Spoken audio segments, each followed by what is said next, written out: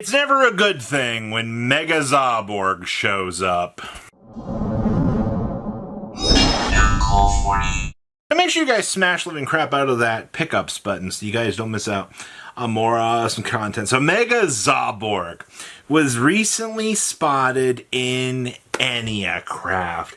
And I gotta tell you, Ania Craft has been cooking up some of the coolest ideas that I have seen in a very long time in the deck building space, because it's challenge. Like, you've got the Gap FTK where you're able to, sack your opponent and do some incredibly crazy things. You've got Mega Zabborg showing up now because, Ania Craft just generates this huge field of monsters for you to be able to tribute off, and I think it's actually really cool.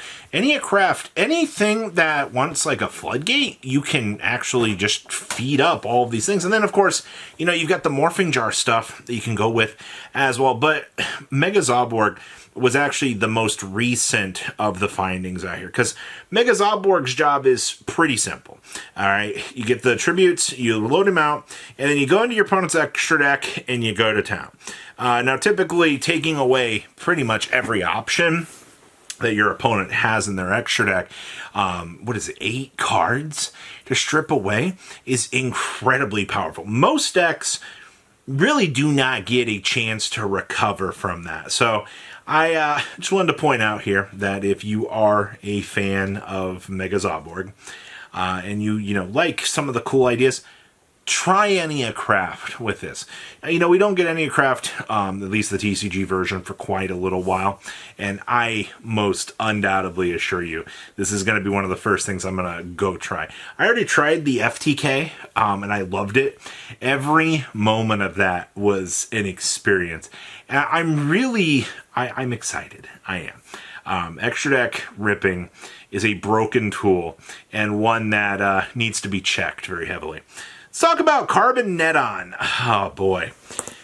The last time that Carboneddon was spotted actually doing things had to do with the World Chalice deck, because you were using this as an extender for the deck. Actually, come to think about it, I also think that the Dinosaur deck back in the day was also taking advantage of this as a extra extender so you could do things with it. And that's just exactly what you're doing with it now, because Carboneddon has this very nice ability that says you can banish this from the graveyard to special summon from your hand a level 7 or lower monster that's normal in defense position from your hand or deck. So you can actually go toggle into one of the many normal monsters that you need. Do you need a tuner? Do you need a specific normal monster from some sort of combo? You can actually access it through Carboneddon. Now, Carboneddon is, in fact, a dinosaur monster. So where this actually showed up was there was a Ryuji pile recently that was taking advantage of these sorts of different ideas that you could see here. And it was a pretty straightforward idea, actually, just using the dinosaur toolbox to unlock and go down all these different things. The fact that you very consistently in Ryuji have some of the bigger Exceed monsters that you can access. I honestly do think that the deck has some of the scarier toolbox, options you got, especially when you get into the Galaxy Rank 10 stuff. You don't really see that being explored all that much. Honestly, you just add Ryuji to your pickup list right now, because it didn't get reprinted. And especially if you love, high ceiling decks that as long as you don't break, you can do some cool things with. I think that this pretty much checks all of those boxes. Give it a shot. And then we have the Supreme King Zark Synchro Universe. Now, this was another addition to that very same deck that showed up, and I know we're really talking about this. Though, I will say good news, though. If you are wanting to pick up a copy of this card, it is getting reprinted in this year's tins. So, you'll be able to very easily get one of these. Also, so what does this thing do? It's a tuner plus a non-tuner dark pendulum monster, which that shouldn't be too hard to access. It becomes Zark while on the field. And then after damage calculation, if it destroys an opponent's monster by battle, or when this card inflicts damage to your opponent, We get to special summon up to 2 Supreme King monsters from your deck, extra deck, and or graveyard in defense mode. And if this card in the monster zone is destroyed by battle, it gets to go into your Pendulum Zone.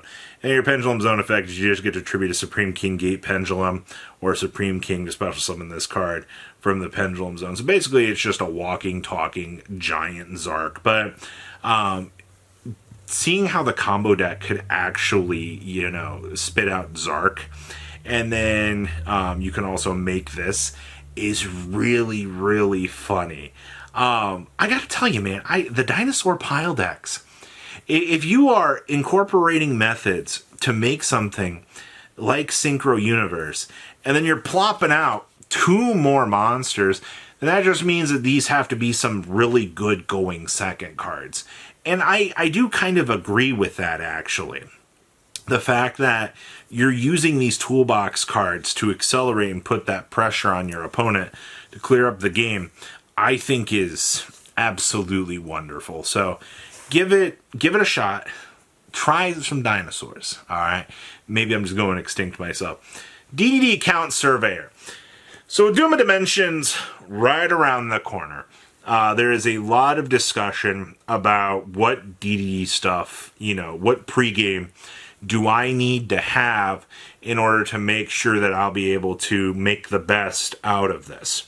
Count Surveyor is one of the big ones here that is going to make your life absolutely easy.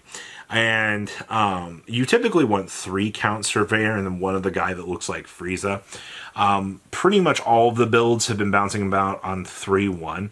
There have been some strange abnormalities that I've seen where a list will try out like 1 Count Surveyor. I've seen 2 lists doing that, but I think you're hurting your consistency by trying to cut back on Count Surveyor. Like that, when you're playing DDD, you need the combo lines to be as easy to access as possible. And if you're trying to cut down on something like Count Surveyor, which pretty much ensures that you'll be able to get down the lines and go, then it feels like you're just hurting yourself. You don't want to do that. You want as consistent of results as you can get. And I'm saying that because the combo lines in DDD can be very taxing, and you can feel very overwhelmed when you're accessing them. So you just want to make sure that for the sake of combos, you want things to go very, very smoothly. But you're like, well, Robbie, I want to play, I want to maximize on Swirl Slime and, all the old stuff. I want to incorporate. No, stop it. Look at the more modern era DDD builds from Japan and see why they're playing the things that they are before you, clutch onto old combo ways and try to play the deck in the old way, because you'll thank me later. And then we have the discussion about White Forest.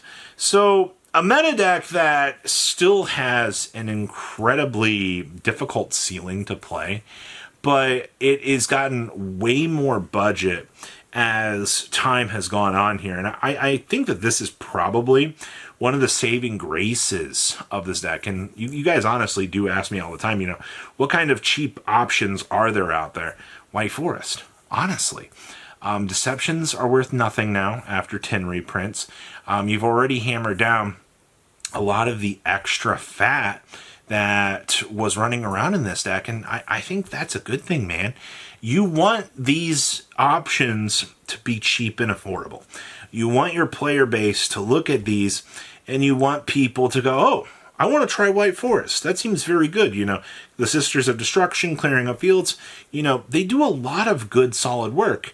And I think a lot of people will be very happy to actually, test out and see, oh, hey, this variant works out a little bit better than the others.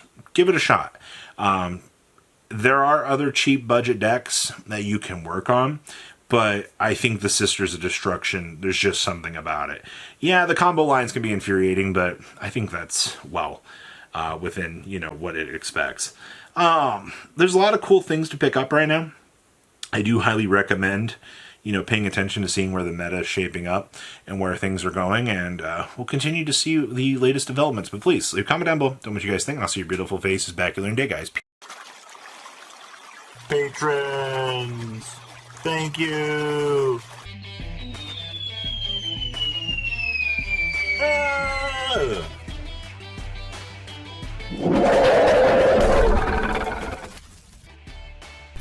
Thank you so much for watching. Check out these other videos.